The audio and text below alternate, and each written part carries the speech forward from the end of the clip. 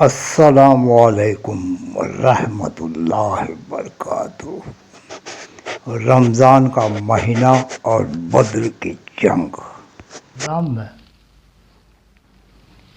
یہ بدر کی جو جنگ ہوئی اس کی بڑی اہمیت ہے۔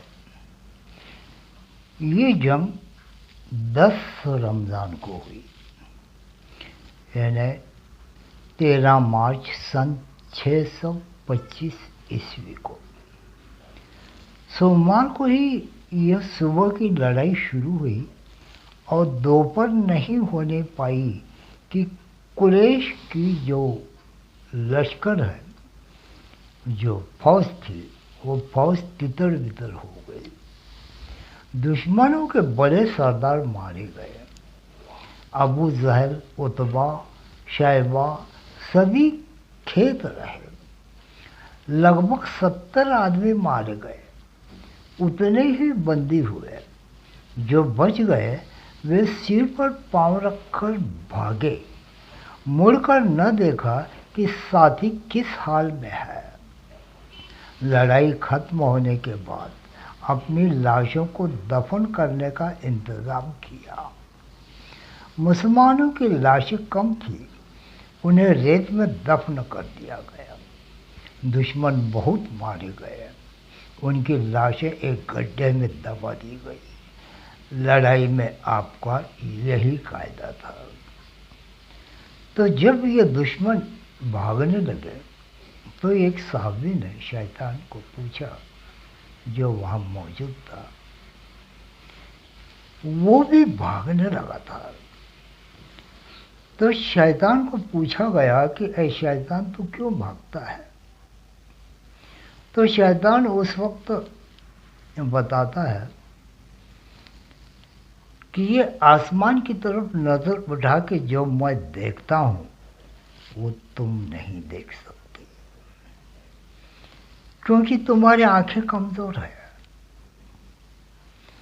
تو اس وقت جبریل علیہ السلام فرشتوں کی فوج لے کر اس بدر کی جنگ میں مسلمانوں کو مدد کرنے کے لیے آسمان سے اتر رہے تھے۔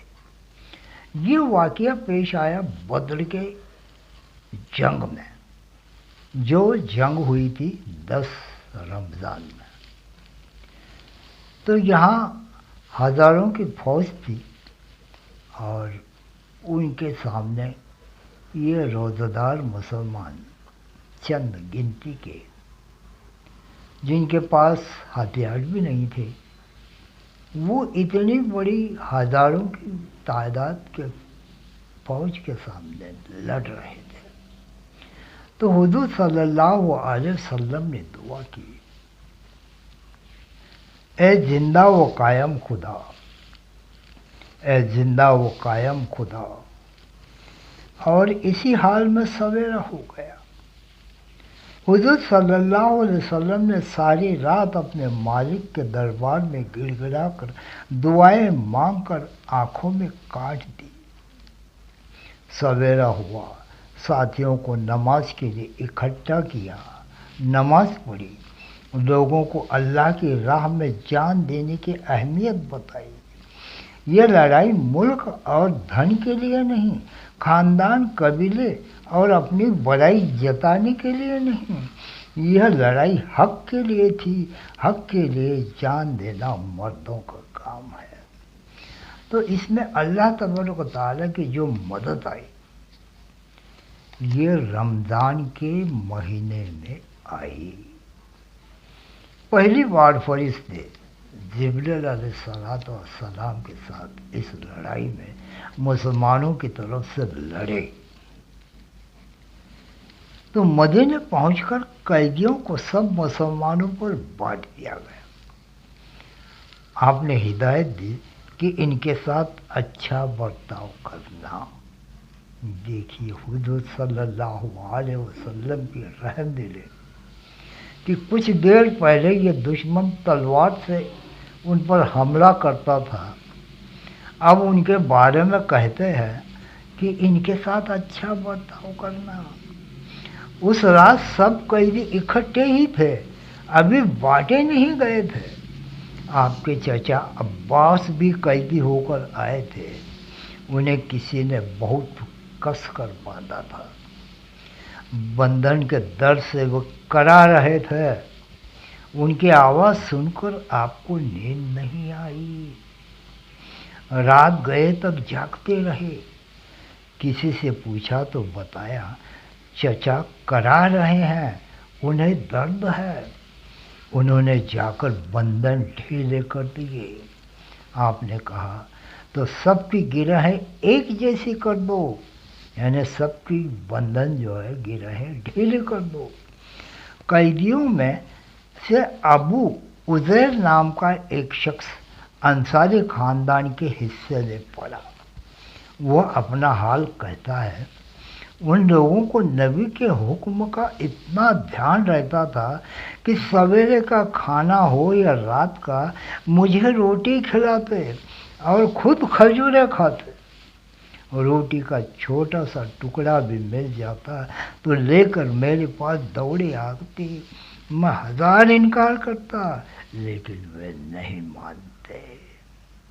یہ حضور صلی اللہ علیہ وسلم کی رحم دلی ہے، جو دشمنوں پر بھی اتنا رحم کرتے ہیں۔